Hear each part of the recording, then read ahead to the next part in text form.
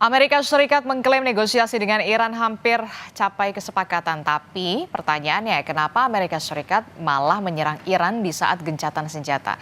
Kita ulas bersama dengan praktisi dan juga pengajar hubungan internasional Synergy Policies, Mbak Dina Prapto Raharja. Selamat pagi Mbak Dina, apa kabar?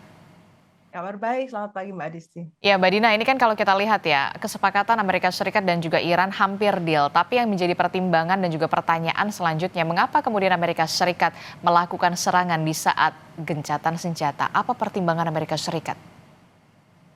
Yang saya baca di sini adalah bahwa Amerika Serikat itu dalam posisi sangat tidak bisa mengendalikan Israel. Hmm. Israel dalam posisi tidak bisa diminta untuk bisa bekerja sama, bahkan tidak ada ruang negosiasi sama sekali lah dari pihak Israel untuk menyepakati apapun kecuali ada kerusakan yang permanen gitu di negara-negara yang menjadi pesaing dia.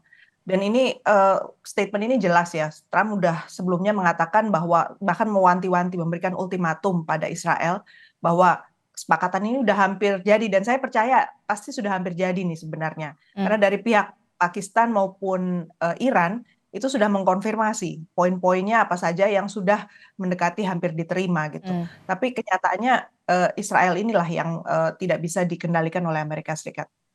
Jadi menurut Anda penyebabnya adalah karena eh, tidak bisa dipegangnya Israel oleh Amerika Serikat. Nah, posisi tawar Amerika Serikat dan juga Israel ini sebenarnya seperti apa? Mengapa kemudian Amerika Serikat terkesan tunduk kepada Israel sampai akhirnya mau menyerang Iran kembali?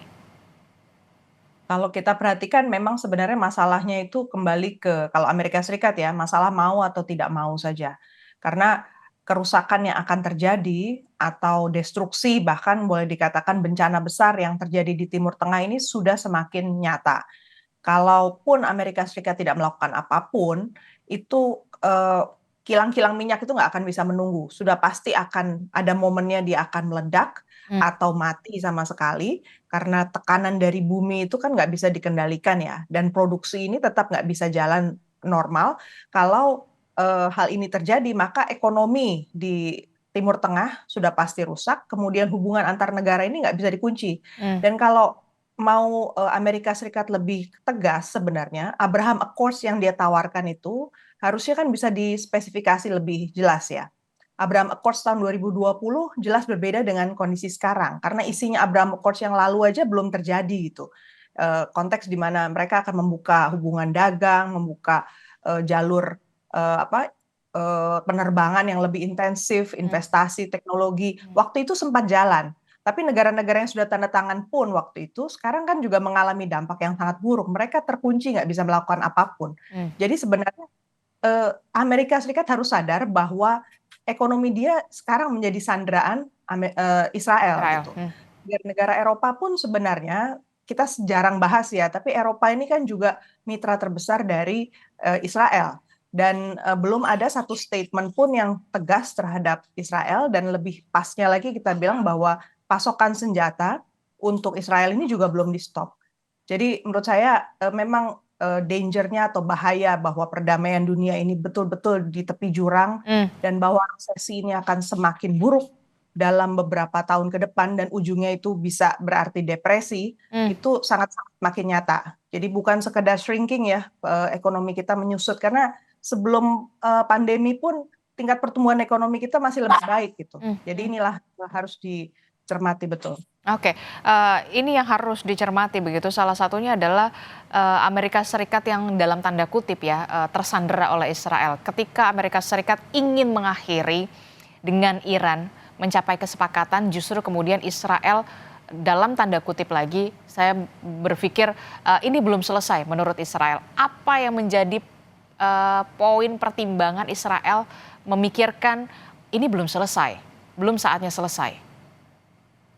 Fakta bahwa garis-garis batas di luar batas Israel yang dikenal di tingkat internasional itu makin meluas, itu nggak bisa disangka lagi. Jadi Israel relatifly sudah berhasil ya, tanda kutip kita bilang berhasil memaksakan kehendaknya memperluas wilayah dia sampai ke negara-negara yang sebenarnya bukan jajahan dia awalnya. Dan kalau kita lihat kondisi yang berkembang di dalam negeri di dalam negeri Israel, posisi para pendukung di Israel itu makin ke kanan, makin militeristik, makin ultranasionalistik. Hmm. Jadi Netanyahu itu ternyata masih dianggap kurang keras, kurang militeristik, kurang tegas. Jadi kita menghadapi satu situasi yang betul-betul kritis ya, bahwa ternyata di satu negara yang dulu kita pernah mengalami Perang Dunia Kedua, Jerman, negara yang jumlah penduduknya berkali-kali lipat lebih besar daripada Israel, mengalami situasi serupa dan konsekuensinya sangat nyata Perang Dunia Kedua. Dan waktu itu yang diserang pertama habis-habisan mau diekspansi wilayahnya itu kan Polandia. Dan negara lain nggak terima, itu sebabnya mereka semua turun. Tapi kalau sekarang Israel ini kan menyerang terus si Iran. Kemudian negara-negara yang ternyata nggak bisa solid ini di kawasan Timur Tengah dan nggak ada yang mau belain juga. Nah ini kita harus bisa membaca situasinya, ternyata negara yang kecil seperti Israel yang cuma notabene 10 juta ternyata bisa mengubah tatanan Memengaruhi. perdamaian. Betul. Oke, nah itu artinya Netanyahu masih mencari validasi begitu ya, masih membutuhkan validasi dari warganya. Tapi kemudian berkebalikan, agak dilematis ketika Trump saat ini kita tahu harga-harga sudah semakin mencekik di Amerika Serikat, dari warganya sendiri sudah semakin dalam tanda kutip marah begitu kepada Trump, termasuk juga reputasi dan juga kredibilitas Trump juga saat ini sudah mulai tergerus. Ini menjadi posisi yang tidak mengenakan bagi Trump. Bagaimana seharusnya exit strategi yang dilakukan oleh Amerika Serikat untuk bisa juga dalam tanda kutip mengamankan warganya seperti Israel?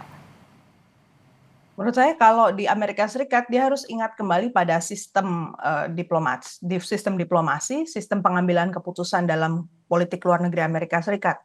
Jadi kalau selama ini kan semua ditarik ke personalisasi Trump saja. Segala keputusan itu harus diputuskan oleh dia. Bahkan Trump pun masih kemarin memaksa Saudi Arabia ya untuk menjadi negara yang pertama tanda tangan, karena menurut dia Saudi itu paling bisa ditekan, yang pengambil keputusan tertinggi di sana adalah raja dan crown prince gitu kan. Jadi dianggapnya seluruh negara yang anggota warga masyarakat, bahkan para penasehat, para ahli di Saudi itu nggak ada artinya gitu. Sekarang pun masih terjadi seperti itu di dalam Amerika Serikat kan. Segala hal harus dipikirkan hanya lewat kacamatanya Trump. Nah, kalau saja hal ini kemudian diubah sehingga orang bisa melihat bahwa Trump itu mengambil keputusannya dengan cara yang lebih partisipatoris, lebih banyak orang yang terlibat, sehingga opsi-opsi yang didapatkan itu bukan bertumpu pada legitimasi pribadi gitu ya. Saya rasa mungkin situasinya masih lebih bisa dipercaya untuk membuat negara-negara lain itu mau memikirkan satu skema kerjasama tertentu untuk menangkal Israel. Karena kuncinya kalau Israel nggak ditangkal, itu dia akan terus nih melakukan serangan-serangan, bahkan semakin keji ya, menggunakan tadi senjata-senjata biologi gitu. Jadi harus ada yang menangkal. Tapi kalau kita nunggu Amerika Serikat dan Uni Eropa, kelihatannya masih akan lama. Apalagi Uni Eropa, karena Uni Eropa itu isinya negara sampai 27. Jadi pengambilan keputusan yang konsensus tentu berat buat mereka. Berarti tumpuan kita Amerika Serikat gitu. Oke, jadi bertumpunya pada Amerika Serikat begitu. Nah, lalu untuk next-nya, ke depannya begitu, apa yang memang bisa diprediksi, termasuk juga soal kesepakatan yang sedikit banyak dipengaruhi oleh agresi yang saat ini dilakukan oleh Amerika Serikat terhadap Iran, Israel terhadap Lebanon. Bagaimana bisa kemudian mewujudkan kesepakatan untuk bisa membujuk dalam tanda kutip Iran untuk bisa maju kembali ke meja perundingan? Ada dua hal yang mungkin perlu dipertimbangkan. Satu itu kalau diperhatikan negara yang ditekan untuk tanda tangan Abraham Accords itu pertama Saudi, sudah itu Qatar tetangganya, sesudah itu ini dua negara yang menurut saya unusual, nggak biasanya dipaksa untuk tanda tangan langsung tentang pro Israel, Oke. which is Pakistan Pakistan. sama Turki. Menurut saya dua negara ini pasti sulit tanda tangan Abraham Accords karena mereka itu kan menggunakan peranan mereka selama ini sebagai mediator di kawasan, dan mereka berusaha netral, dengan demikian nggak mau dia masuk ke wilayah pengaruhnya Israel. Tapi dengan ada informasi bahwa mereka berdua diupayakan untuk masuk, artinya ada rekognisi nih secara nggak langsung dari pihak Israel bahwa dua negara ini benar-benar menjadi pengganggu buat eksistensi Israel.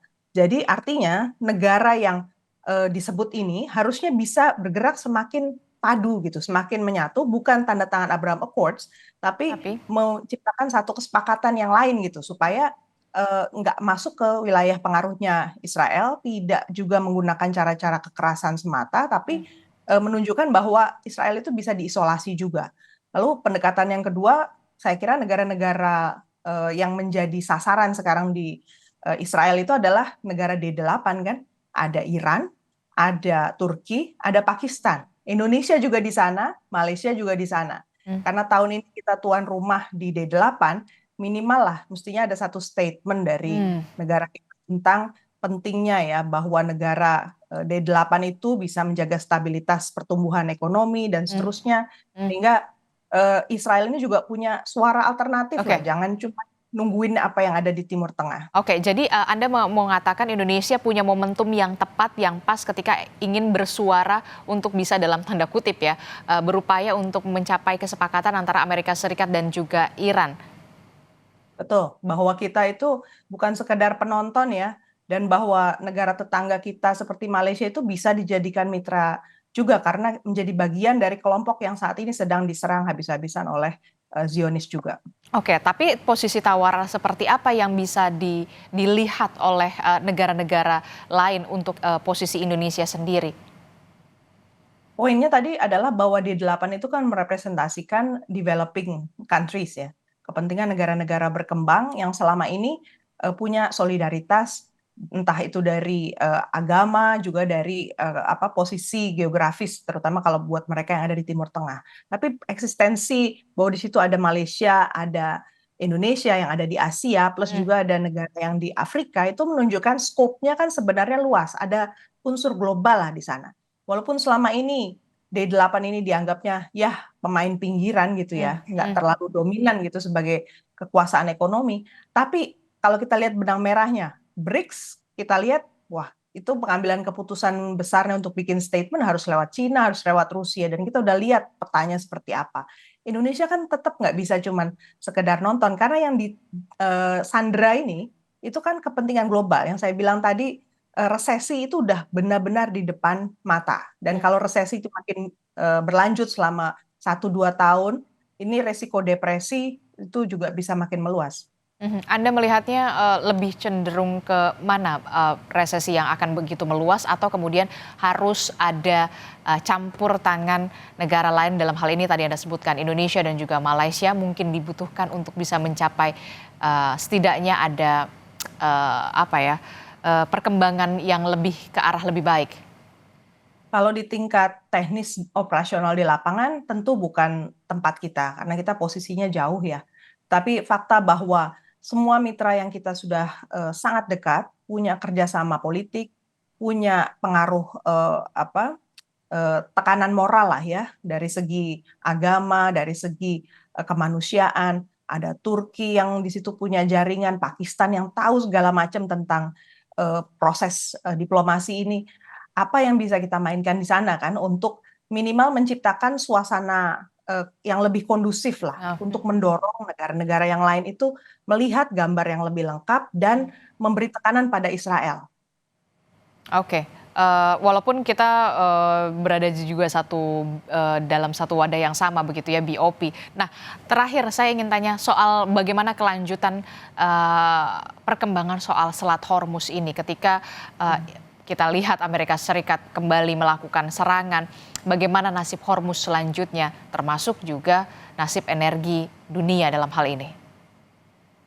Hormuz ini kan kemarin kesepakatan terakhirnya bisa diserahkan kepada Iran bekerja sama dengan Oman, dan walaupun dalam hukum laut internasional itu posisinya sebenarnya tidak boleh ada charge ya untuk lewat di kawasan, tapi selama ada jasa tertentu yang disediakan oleh negara tersebut dan ada man-made security process atau apapun, itu dianggapnya masih bisa diberikan satu ruang lah. Itu konsesinya Amerika Serikat.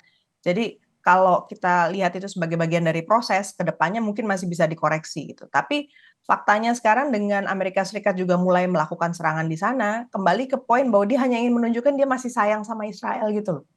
Jadi poinnya tuh di sana sebenarnya. Kalau dia tidak bisa mengendalikan Israel, Amerika Serikat, ya udah ini proses yang di Hormuz nggak akan lepas dan Iran juga pasti masih nunggu aja nih gimana konsekuensi ke depannya. Yang paling ngeri itu adalah tadi bahwa minyak-minyak dari kilang-kilang ini nggak bisa nunggu. Mereka itu udah tekanan dari bumi sangat besar. Bisa dibayangkan kalau tiba-tiba misalnya meledak aja, Hmm. kemudian terjadi polusi di laut.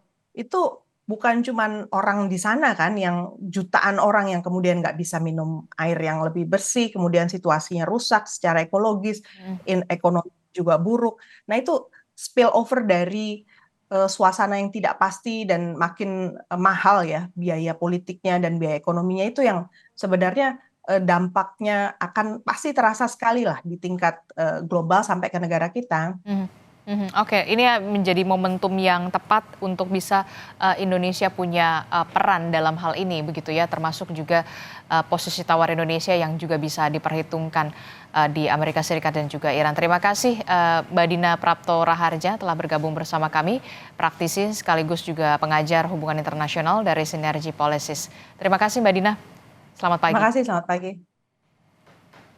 Saudara, informasi penting lainnya masih akan kami hadirkan. Lebih dari 1,